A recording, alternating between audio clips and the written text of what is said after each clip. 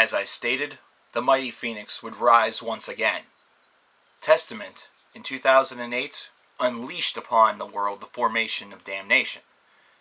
Now this is a number of firsts. This is their first album with Alex Skolnick back in the lineup since 1992, since The Ritual.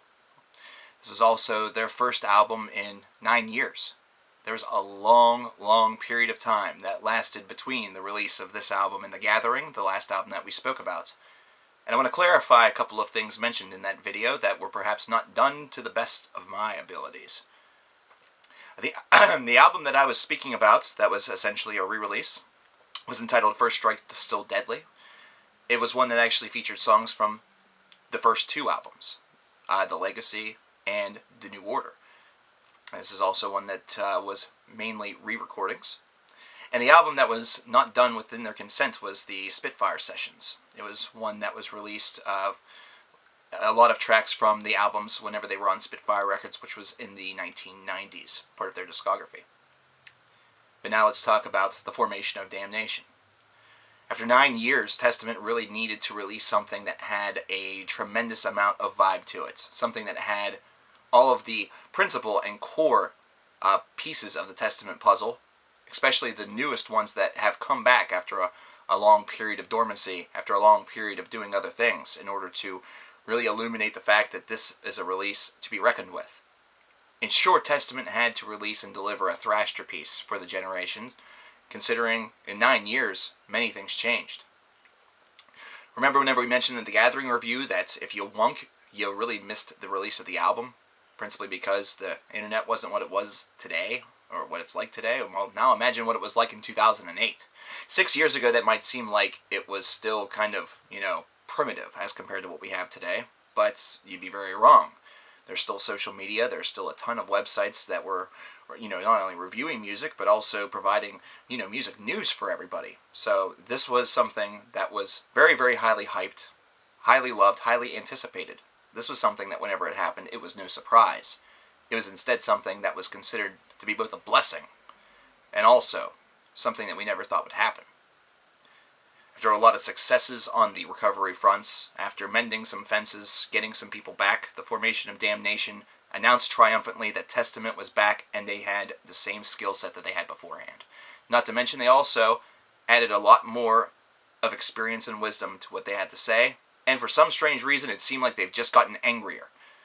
This is an album that reminds me a whole hell of a lot of some of their original material, some of the first 4 albums. The raw intensity, the real just crucifyingly blinding lyrics, just the way in which they're just fantastically crafted, not to mention the energy level seems to be over the top on this album. This is one that, since it was 9 years in the making, you really had to deliver something that was above and beyond the call of duty, and Testament definitely rose to that challenge. From the very introduction of More Than Meets the Eye, the first official track on this album, even though For the Glory, the instrumental, began this album, you immediately could tell that this had the trademark Testament tone to it. Not to mention it has just all of the lasting power in the world almost instantaneously to atone for the previous 9 years of dormancy. The more that you get into this album, the deeper that you get into this album, in the songs such as Dangers of the Faithless or The Persecuted Won't Forget, you start to understand that Alex's inclusion in this band really is one thing that sets them apart from a lot of the others. Now, this is not to say that those that replaced him in his time away from the band didn't do a good job, because in fact they did. During his departure, the band definitely showcased some different sides while still retaining some of their trademark flavor. So what does this do? This actually gave their discography a great deal of dynamisty. It actually gave them a lot to actually talk about, and individuals that wanted to discuss Testament now could easily talk about different sides to the band and different elements. But with his return, and with Chuck Billy sounding at his absolute best, this is certainly an album that really displays the raw intensity that the band has been able to provide since the very first part of the 1980s. This is certainly not a band anymore to take lightly. Now, based around this was an album that instantly rocketed the band back into the successful days that they had once experienced. This is also something that in 9 years, metal had gotten a grand more amount of credibility. Not to mention it had gotten a lot more press attention.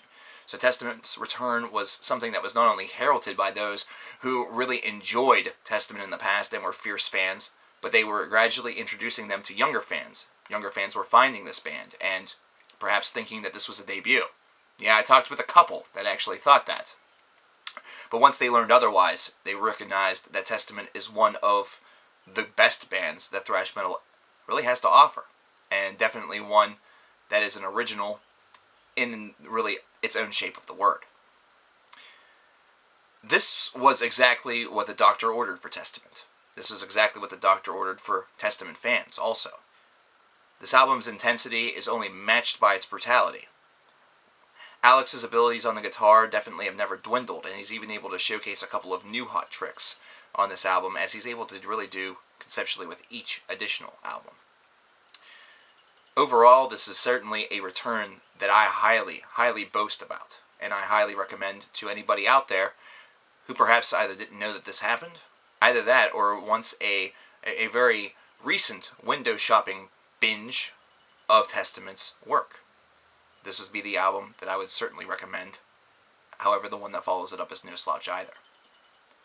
One more album remains in the Testament discography, and it's going to have a bit of a different tone to it. Principally because, unlike these other videos, which were recorded well after the releases of these albums, the review for Dark Roots of the Earth, which happened in 2012, the second of the comeback albums from Testament, actually occurred live. It occurred directly after the release.